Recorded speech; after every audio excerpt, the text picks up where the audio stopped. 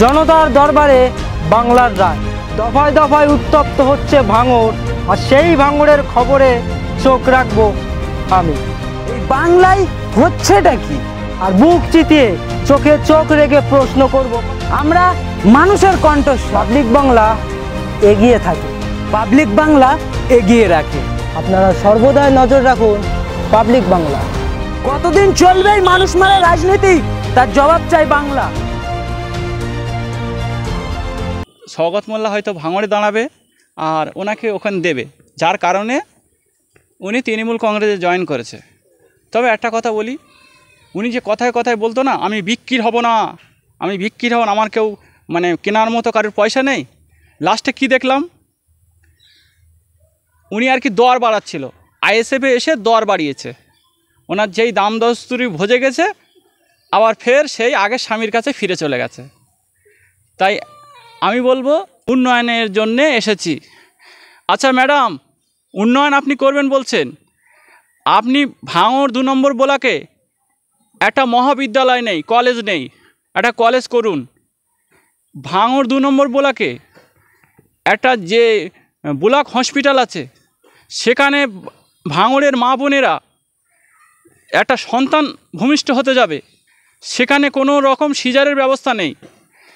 গতকাল রাত্রির বেলা আমি দেখছিলাম একজনের সিজারের অবস্থায় আছে, তার যা মানে যন্ত্রণা পেয়েছে, সে এখানেই ডেট হয়ে যাবে, এরম পরিস্থিতি।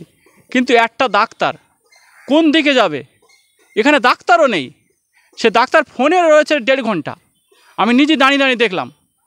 এখানে ভাঙড়ের শিক্ষা এবং স্বাস্থ্য দুটিরই অবস্থা খুবই খারাপ।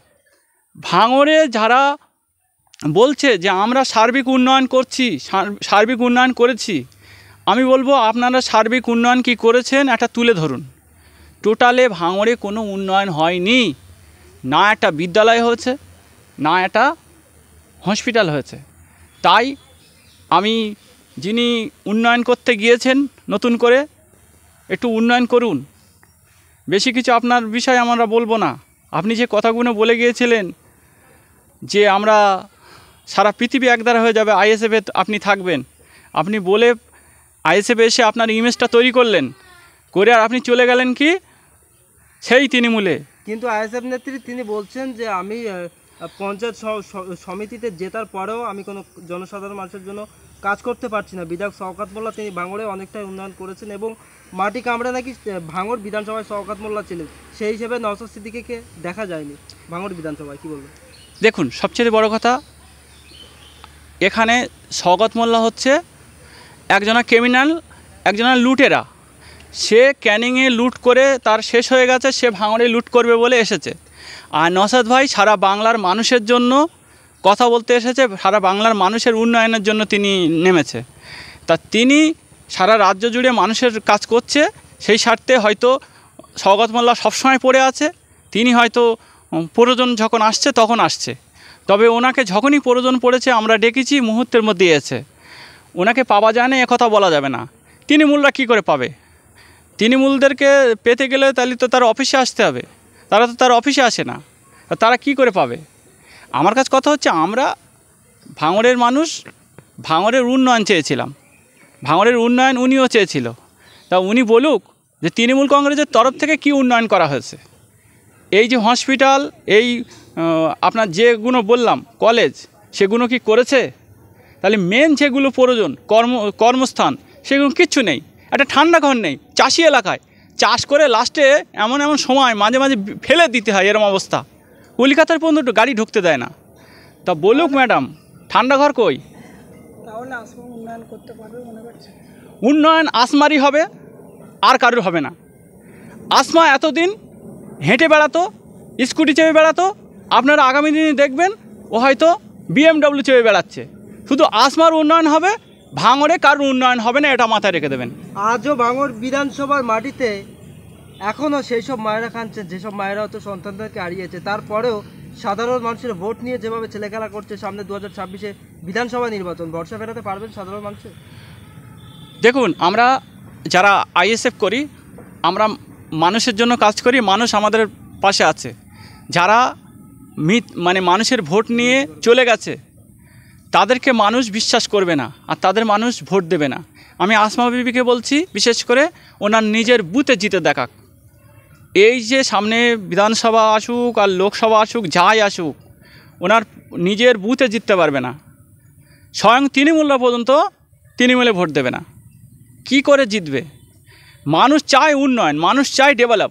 ভাঙড়ে কি ডেভেলপ করেছে আমরা শুধু সেইটাই জানতে চাইছি। মমতা ব্যানার্জি নিজেই ভাঙড়ে বলেছিল মেডিকেল কলেজ দেবো, কোথায় সে কলেজ?